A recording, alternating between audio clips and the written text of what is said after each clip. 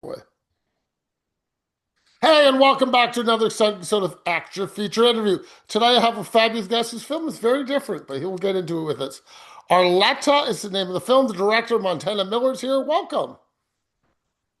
Hello, it's awesome to meet you guys. So let's start at the beginning. I want people to know this is a film about somebody that's deaf, so it's very little sound, but there is sound in the film. Now, my first question to you, this is why I'm asking it, is do you sign? Just a little bit, and more majority of it is Indian Sign Language, and that's basically home sign language. So, hello, my uh first name is Montana, and my sign name that was given to me by who was Arletta. So my sign name is Montana for chopping wood for her. So just so people know, um, he is signing for me right now, so you can see it on YouTube and Extra Features Podcast Oh YouTube. yeah, You'll I'm so find sorry it. about that. No problem. But for the people that just listening, that's what he's up to. No problem. So you claim the film is silent at the beginning. You do state that. But I say the film is not silent because we definitely heard noise in the background a lot. I mean, obviously our main character can't hear it, but I can. So in totality, if you encompass the larger population of everybody, it's considered silent to the deaf community. Okay. So that's why in the beginning it says, please listen with your eyes. So a lot of it was to reverse the psychological effect that deaf people have when they try to go see a movie. And it was to reverse the perception in a very positive manner, especially because I also want to clarify with people back at home. So, Shea Montana Miller, I'm from the Navajo Nation, and that's Arletta. So that's where a lot of this movie comes from. So Shea Montana Miller yinchle tabahan ishle ashihi bashichin touching the dish ani dishinella Shea Hogan Satash Continental Divide New Mexico Wolia Aro Arletta Hogan Black Mountains Arizona Wolia. So I said I'm from the water edge, the salt people, the red running into water, and the Towering House clan. So how do you explain that to someone that's born deaf? You know, so I wanted to capture that because she's multilingual in ASL from like boarding school days and integrating. And I'm sorry, is it okay if I go on this route? Yeah, go ahead. Of course, your interview. So she is um uh there's a certain Protestant religious faction, but they were one of the first people to have sign language. So on the reservation, they didn't have sign language. They just called it home sign. So she learned Navajo sign language. And when the church came, they had deaf people, and it was the first time she was able to communicate with someone. So all of this was just like, how the heck did this happen in the middle of nowhere? And you can tell from the video. Um, so out there, I was like, man, she's not scared of no skinwalkers. She's not scared of no bears. She's out here by herself. And it was just crazy that that's where she chooses to live. And she explained to me, like, yeah, I don't hear nothing. Like the animals, the horses, the sheep, the goats, the dogs, the kitten, the turtle, they're all like her ears. So I wanted to really encompass what she was trying to tell me. And that's why the film starts off that way. And I try Hold on. to, I don't yeah, want to stop you, but where are you sorry. shooting this film? Because it doesn't tell me. It's on the Navajo Nation, Black Mountains, Arizona, near Perfect. the Kujigai. I think we need to establish that so people know what we're looking at. Even me watching it, I know that somewhere I don't know. That's all I do. So there we go. Thank you. Yeah, and it's on the Navajo Nation. It's a four corner area. Okay. Now I want to go back to a bit. Did you talk to, how did you communicate with her? I mean, you're signing it, you say it's very primitive. So Yes. how did you get what you needed out of her? So luckily, we share a common family member. She is indigenous herself. She's a two-spirit. Her name is Tosh, and she did a lot of translation for us. She was the one that introduced and created this bridge. And Arletta is very smart and articulate. A lot of deaf people are. They can read lips, but they're very intuitive. And if you show patience, they can understand any form of communication as well. I think as people of hearing, sometimes we tend to forget the lack of patience we have. And if you and people who can't see it, I'm basically like, what are you saying? Instinctually, they can be like, they obviously don't understand what I'm saying. So for writing. So I wanted to break these barriers because when I met her, I had limited to no sign language. And I still learn from her every day. She's actually, I found out through our clans, she's my grandma, or she's like my Oh, mom. Yeah.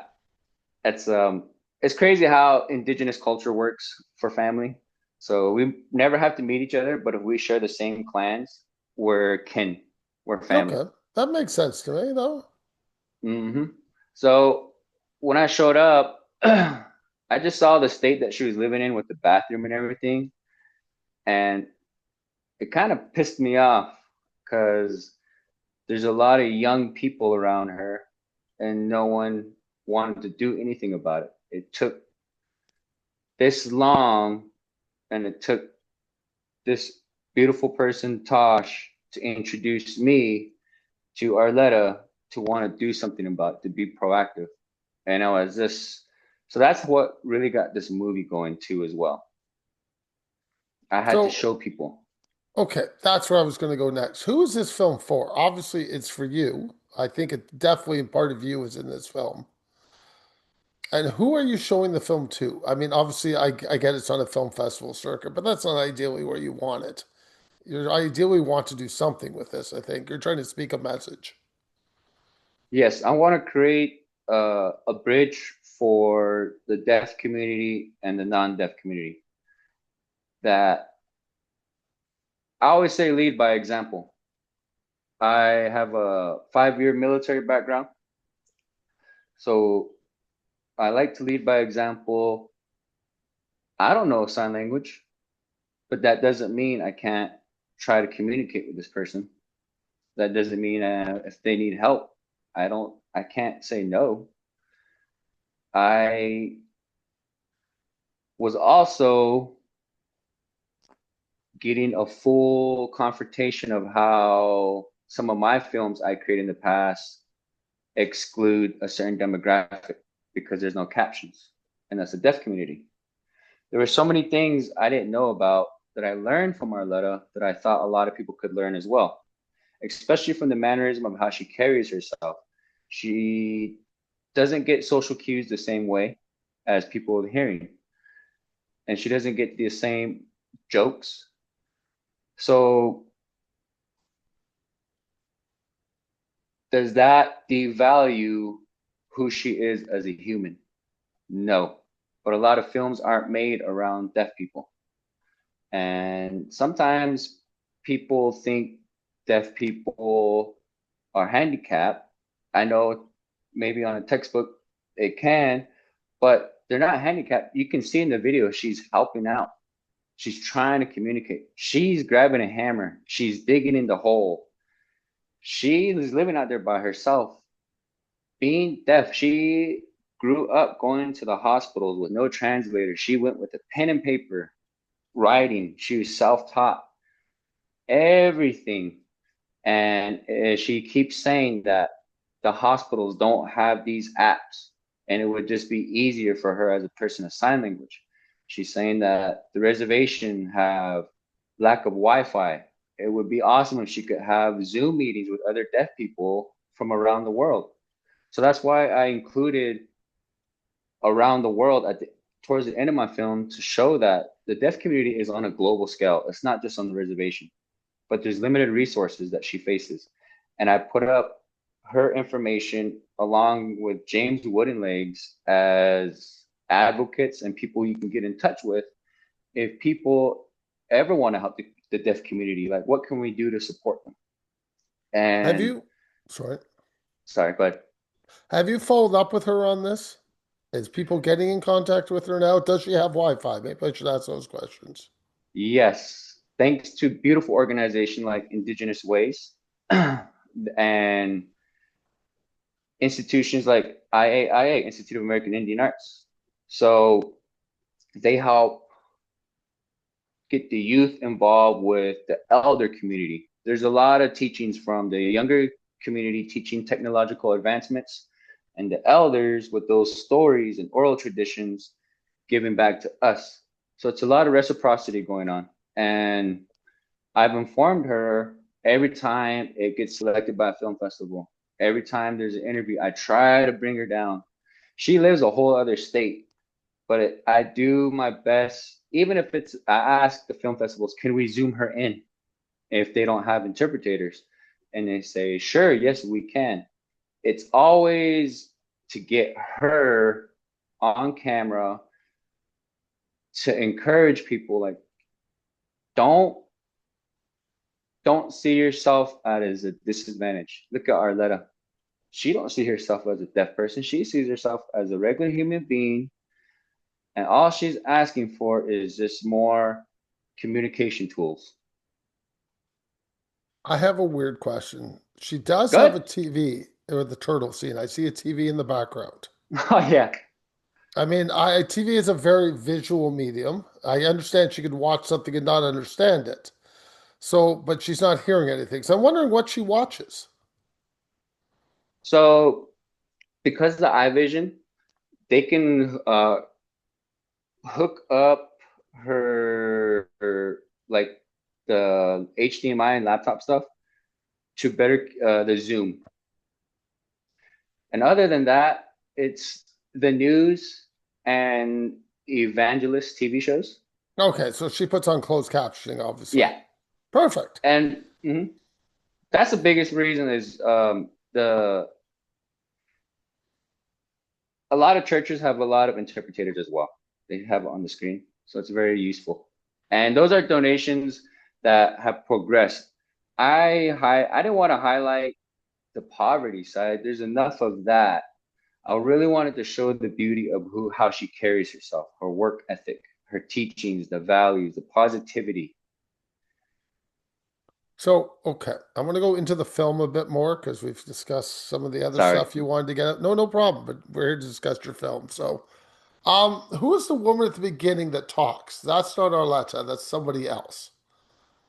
That's Terry Vincent. She's a deaf teacher as well, and she's one of Arletta's friends. And I just wanted to get as many deaf people I could to be involved.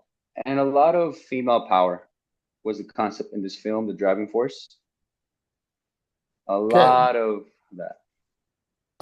you have an intersection at the beginning of the film. Why this intersection? Just for noise factor?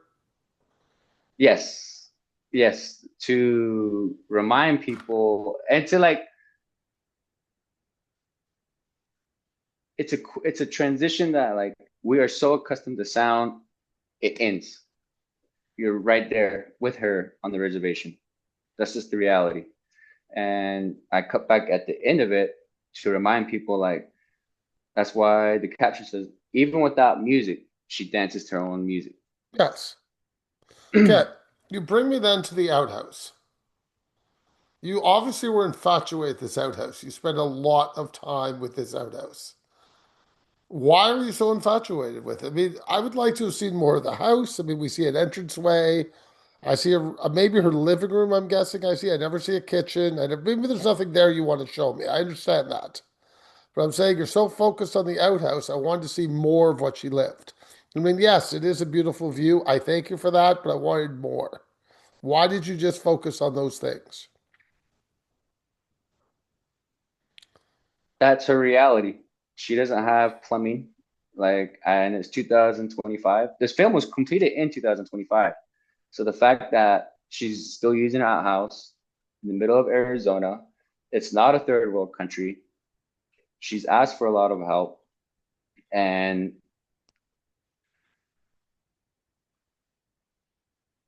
technically, if you do research and history, you could sell it and market her house for $1 million. So the Hmm. outhouse is on $1 million land, Got it. but the outhouse itself is not $1 million. No, I agree. So that's the comical part to kind of humanize Arletta and the death. And now you're kind of in there with her, like, dang, she really uses the restroom out here. And you can see that we fix it up because we don't have a lot of money. No one's rich.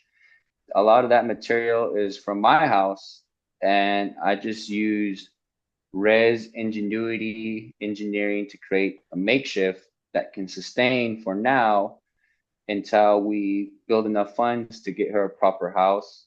Later on, eventually get someone to come in and get some plumbing and some water work. Okay. How old is Arletta? Because it's not told. She looks about, I'd say, 60s, 70s. Yeah, 67. Okay, just by the age. So if we got her a new house, is what you're telling me you're going for, would she want to move? Uh, if the house is at the same location, if I'm hearing that correctly, or actually move to a different Either location. one. I'll take either answer. Uh, a new house, she would love to just stay right there on the Mhm. reservation. That's her animals are there. She has her own garden. She's very self-sustaining. She she's adamant on staying there. Okay, that's fine. Yeah. She'll take trips around if she can't find work. She'll work in Phoenix, she'll work in Mesa, she'll do side What, jobs, and then what she'll did she always come do? back. Okay, help me out there. Let's go into that because I wish I saw that in the film. Maybe you didn't have time constraints. What are her side jobs? What does she do to make money then? She teaches on the reservation to the deaf kids that are coming up and for basic linguistic skills, the syntax, math, things she had to endure. She does that back at the community colleges, at the high school level, at the local and tribal colleges. And people, the companies like Indigenous Ways, they'll hire the deaf people to come on because a lot of them are multi-talented artists. Arletta is very, she's a good, I don't know how to, she's filled with so many stories. She comes from a ceremonial family. So she is locked up full of priceless Diné Navajo stories. People from colleges pay a lot of money for it to document. A lot of people will never taught these stories or got to see firsthand what she saw. And she comes from a very well respected medicine family. So it'd be like if you're not, sorry if it's a bad example, but if you're not in the Protestant or the Christian community, but you know Joel Osteen is pretty big, his name is really big, but it's not big on people who don't follow that. So on the Navajo Nation, Arletta comes from a big medicine man family. And in Navajo, it's kind of tough love. If you tell someone my child is born deaf in Navajo, they'll say, like, that's not true. Navajos aren't born like that. There's this um, ideology that we're not supposed to be born with any dysfunctions. But yet, Arletta grew up in a medicine family, being deaf. She has so much trials and tribulations. I believe a world class filmmaker, if we're to see my film, they have every right to come down and make a film with Arletta. I encourage that. Why wouldn't you do What that yourself? Make a longer film then.